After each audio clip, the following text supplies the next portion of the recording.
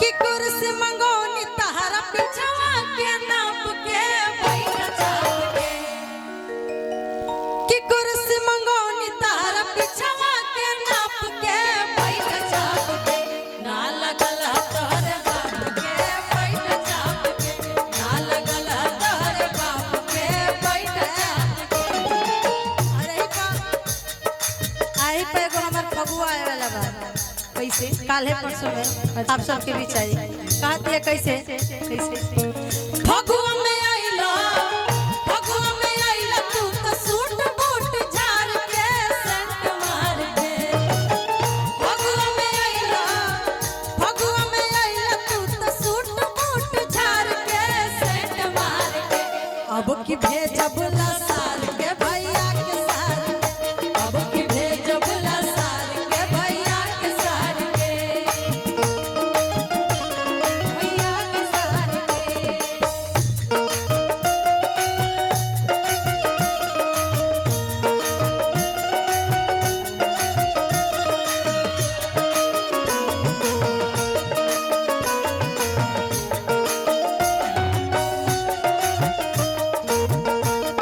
भैया के साथ अब की भेजब लसार के भैया के साथ। और देखिए भाई राम के जे सार जी बनी जब अपना बहन के ससुराली आवते तो कितना ठाट बाट से आ कितना हीरो बन के आवते तो उनकर स्वागत खातिर लोग कहता बनतार सब किन तार तीन गो बहिन अरे बाबा तोहर तीन गो बहिन अरे बाबा सुनो भैया के सार तार तीन गो बहिन अरे बाबा सुनो भैया के सार तोहर तीन गो बहिन अरे बाबा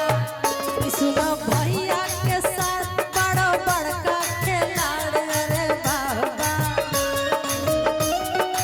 सार बड़ा बड़का खिलाड़ अरे बाबा और कहा तरीका से बन की बनाइबो जब खिसियाइबो तो मारब लसार के कुर्ता पार के जब खिसियाइबो तो मारब लसार के कुर्ता पार के आय अब की भेजब सुधार के भैया के साथ अब की भेजब सुधार के भैया के साथ अब की भेजब सुधार के भैया के साथ भैया के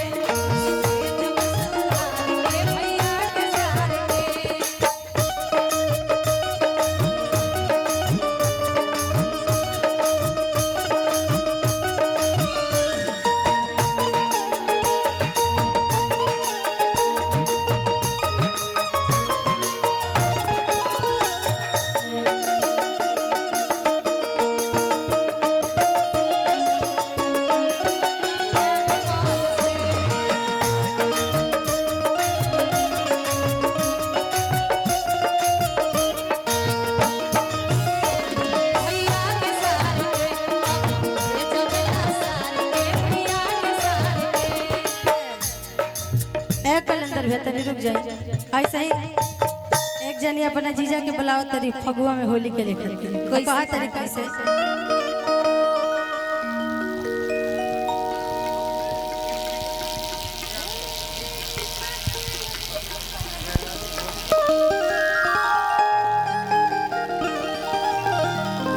कि जीजा आई ससुरारी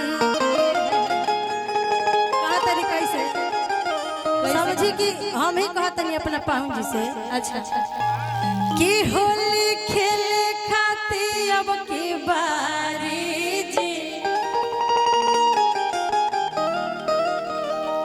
जीजा आई ससुरारी आई हमारा आखिरी गीत फिर ओकरा बाद अपन गार्जियन सब के आदेश दे काहे के कैसे कि होली खेले खाती अब की बारी जीजा आई ससुरारी होली खेले खाती अब की बारी जीजा आई ससुरारी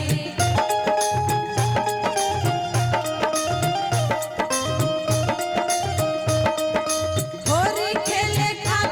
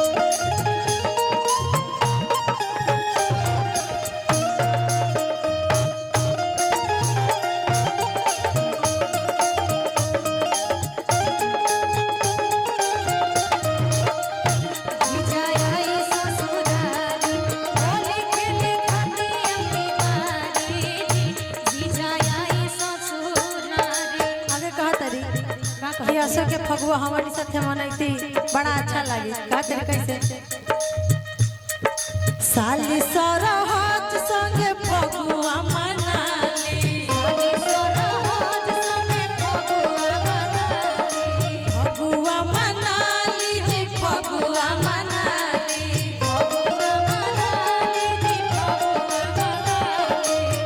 कहते कैसे कि हम ही एगो साली राउर बानी दुलारी, बानी दुलारी रे बानी दुलारी, साली सरहज संगे फगुआ मनाली, हम ही एगो साली राउर बानी दुलारी। कहा तरी कि रउआ चिंता मत करी, ए जरा खूब खाना पानी सेवादारी हुई पूरा सेवा। हाँ हाँ कहा तरी कैसे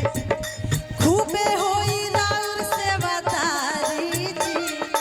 खूबे होई राउर सेवादारी जी, जीजा आई ससुरारी होली के देखी अपनी जीजा आई ससुरारी होली के देखी अपनी बारी, जीजा आई ससुरारी होली के देखी अपनी बारी, जीजा आई ससुरारी होली के